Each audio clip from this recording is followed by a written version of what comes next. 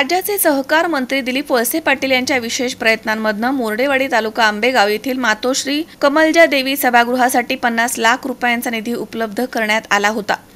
सभागृहाचा भव्य असा उद्घाटन सोहळा मंगळवारी 20 ऑगस्ट रोजी संध्याकाळी 7 वाजता मोर्डेवाडी या ठिकाणी अनुसया उन्नती केंद्राचे अध्यक्ष आणि संस्थापिका किरणताई वळसे पाटील यांच्या हस्ते संपन्न झालाय।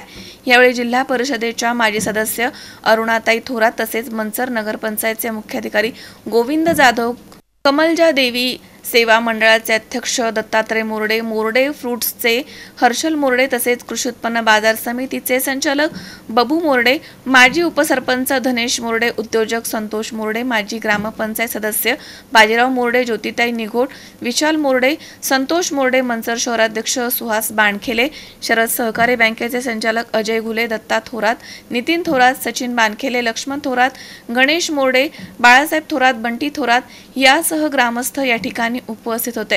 या सभागृहासाठी मोर्डेवाडी गावाचे ज्ञानेश्वर गोपाजी मोरडे, बापू गोपाजी मोरडे, महादू गोपाजी मोरडे, सुखदेव गोपाजी मोरडे आदी या ठिकाणी उपस्थित होते। तेव्हा पण मला बोलावलं होतं। फारच सुंदर मंदिर आहे आणि त्या देवीच्या अशीच देवी खाली सेवा लागलेली आहे। या मूर्तीला पाहिलं की माणूस त्यांच्या प्रेमात पडते। असं हे सुंदर पवित्र असं ठिकाण आहे।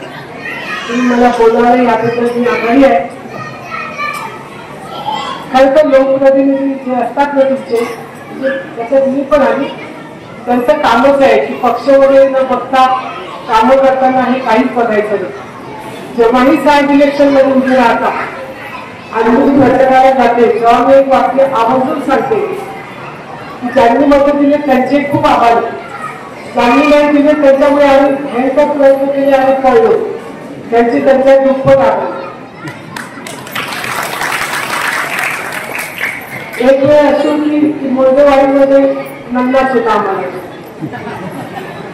त्यामुळे मी तोही काळ बघितला आणि नंतर स्वागताचाही काळ बघितला। दोन्ही वेळेसाठी मी तुम्हाला धन्यवादच बोलेन।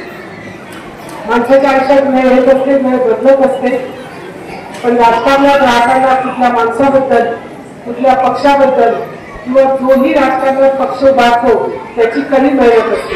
कुठलाही पक्ष असो त्याच्याबद्दल अपशब्द नाही बोला असं माझं प्रामाणिक मत आहे। कारण त्यांनी आपल्या भावनेतून तो वाढवलेला आपल्या एक भूमिका असते प्रत्येक पक्षाच्या लोकांची, त्याच्यातून वाढले, त्याच्यातून हे पक्ष वाढतात। त्यामुळे हे जे आपले इथले भेदभाव भांडणं होतात, एकमेकांवर वाईट वाईट शिकवणे फेकतात, ते अतिशय लज्जास्पद आहे। म्हणजे तुम्ही कोण्या स्त्रीबद्दल किंवा कोणा अजून कोणाबद्दल बोलत असाल तर त्या तुमच्या दोषापेक्षा तुमची परवरिश ज्या आईच्या खुशीत होते त्या आईवर दोष लागेल। तर असं कधी नका करू। मत द्यायचं नाही द्यायचं हा प्रत्येकाचा अधिकार आहे, कोणाला द्यायचं, पण जे पण त्या सन्मानपूर्वक द्या आणि कोणी उमेदवार आला तर त्याला सन्मानपूर्वकच वागावं अशी माझी अपेक्षा आहे। याच्यावर त्यांनी राजकारणाचं बोलत नाही, फक्त आता बाजूला भाऊनी मागणी बघू। आता साहेबांना नक्कीच म्हणते आजच्या कामाच्या यादीत हे काम दिले आणि माझ्याकडनं मी नेहमीच प्रयत्न करत, पण मी खोटं आश्वासन देत नाही, केव्हाही खोटं आश्वासन द्यायची होतं। मी म्हटलं मी साहेबांना सांगते, आता मी साहेबांना सांगते देवीची कृपा आहे, आपली इच्छा पूर्ण होऊन माझी पण अशी इच्छा आहे। धन्यवाद। संत सज्जन, त्याचप्रमाणे खऱ्या अर्थानं या कार्यक्रमासाठी ज्यांची नागमोलाची उपस्थिती आहे त्या आमच्या सर्वांच्या मार्गदर्शिका आदरणीय किरणताई वळसे पाटील आणि आता नावं घ्यायला तर सगळेच सन्माननीय सर्वच व्यासपीठ।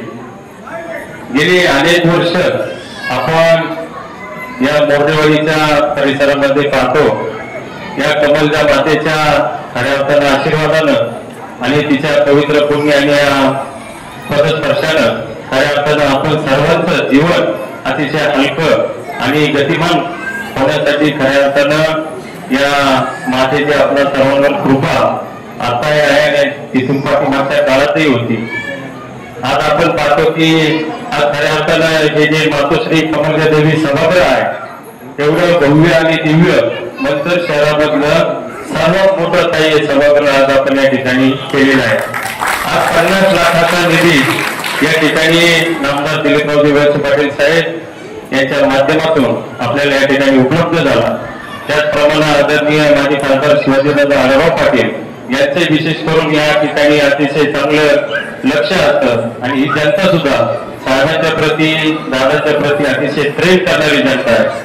आज आपण पाहतो की या मंथर शहरामध्ये गेली आपण आता नगरपंचायत होऊन आपल्याला 2-2.5 वर्ष झाले, पण आतापर्यंत या वर्षभरातच आपल्याला 63 कोटीचा निधी साहेबांच्या आणि दादांच्या माध्यमातून या ठिकाणी मंथर शहराला मिळालेला आहे आणि आज आपण पाहतो की त्याची कामं या ठिकाणी चालू आहे। त्याचबरोबरीने आपले सहकारी पक्ष आता भारतीय जनता पार्टीच्या माध्यमातून सुद्धा 4 ते 5 कोटीचा निधी या मंथर शहराला लाभलेला आहे। मग आज खऱ्या अर्थानं काही तुम्ही पाठीमागच्या वेळी तर आम्ही होतो तेव्हा बाजारावर शेतीत आलं का काहीतरी मागणी त्यांची फीस असते, तर काहींनी सुद्धा इथं शब्द देऊन गेल्या होत्या की या ठिकाणी सभागृह पुढच्या वेळेस मी जेव्हा येईल तेव्हा मी नक्कीच नारळ फोडायला येईल आणि आज आपण पाहतो की काहींच्या माध्यमातून या ठिकाणी खऱ्या अर्थाने सभागृह आज या ठिकाणी नारळ फोडलेला आहे। स्वप्नील जाधव, C24 तास, आंबेगाव।